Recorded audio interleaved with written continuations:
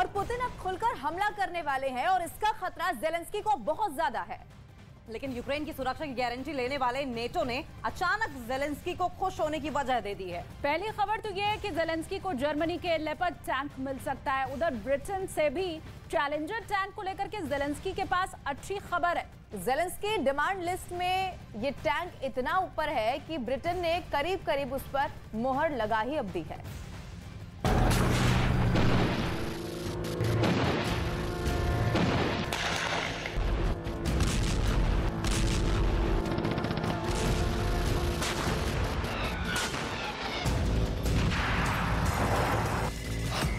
क्या पुतिन की खुफिया एजेंसी ने लेटर बम की साजिश रची?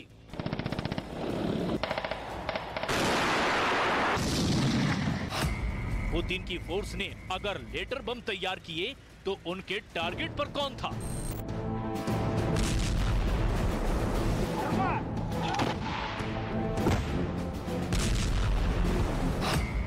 नवंबर और दिसंबर में ऐसे 6 बम जो चिट्ठियों की शक्ल में भेजे गए थे, उससे पूरा यूरोप हिल गया था।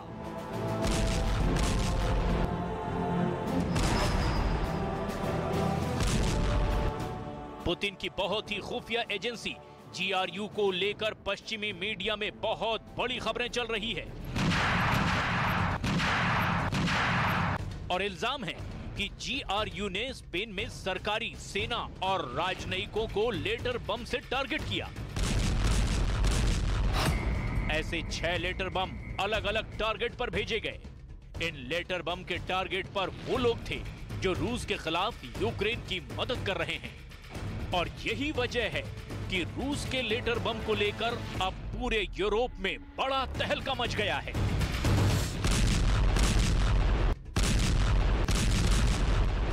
लेकिन इस पर रूस की खामोशी वाला रिएक्शन बहुत ही खतरनाक सिग्नल भी दे रहा है। हालांकि इस वक्त यूक्रेन के एक वीडियो ने मॉस्को में सभी टैंक कमांडर्स के होश उड़ा दिए हैं। देखिए पुतिन की एक बख्तरबंद गाड़ी कैसे ज़ेलेंस्की के इलाके में फंस गई। चारों तरफ बर्फ ही बर्फ और आसपास ज़ेलेंस्की के ऐसे फौजी दस्ते जो टैंक हंटर के नाम से बदनाम हैं। ये है रूस की बख्तरबंद गाड़ी BMP, जिसमें सैनिक भी सवार होते हैं और इसी में सुरक्षित रहकर वो तोप गोलों के बीच फ्रंट में आगे पहुंचते हैं।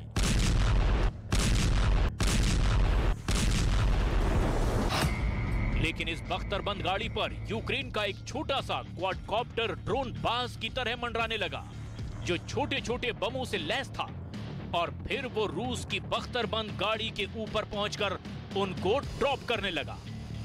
पहला बम, दूसरा बम, तीसरा, चौथा अटैक, पांचवा बम, छठा अटैक और फिर 7वां धमाका भी हुआ।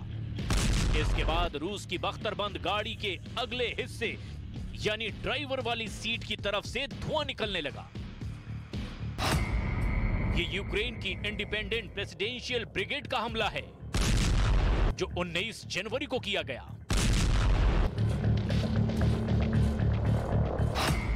ये यूक्रेन का ड्रोन वाला गुरिल्ला युद्ध है जिसके टारगेट पर रूस के टैंक और बख्तरबंद गाड़ियां हैं। ड्रोन या कहें कि क्वाडकॉप्टर शटलकॉक ग्रेनेड या बम से लैस होते हैं और ये टारगेट के ऊपर जाकर उस पर बम गिरा देते हैं। ये टैक्टिस सीरिया में हुए युद्ध से सीखी गई है। सबसे पहले इसका इस्तेमाल आतंकी गुट ISIS ने सीरिया के खिलाफ किया था। ये ग्रेनेड नीचे मौजूद टारगेट पर गिराए जाते हैं। ऐसे हमलों के बारे में अक्सर टारगेट को पता भी नहीं चलता। हालांकि ऐसे धमाकों से इन बख्तरबंद गाड़ियों या टैंक को बड़ा नुकसान नहीं होता, लेकिन अगर ड्राइवर, गनर या कमांडर के हैच खुले हों, यानी वो दरवाजे जहां से वो टैंक या बख्तरबंद गाड़ी में दाखिल होते हैं, तो हमला जानलेवा साबित होता है।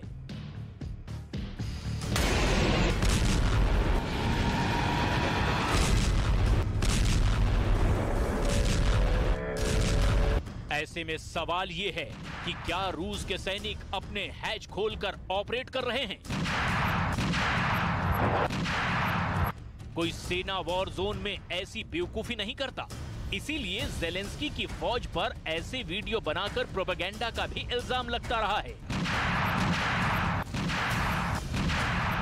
क्योंकि ऐसे वीडियो फर्जी भी हो सकते हैं जो ऐसी बख्तरबंद गाड़ी को लेकर बनाए गए हों जिस पर यूक्रेन का पहले से कब्जा हो।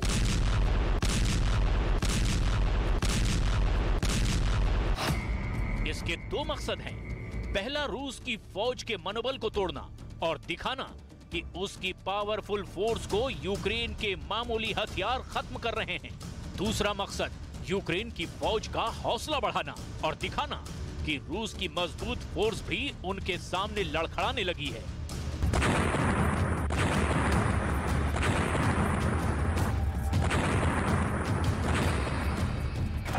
अभी सवाल यह है कि यूक्रेन के युद्ध में आखिर चल क्या रहा है।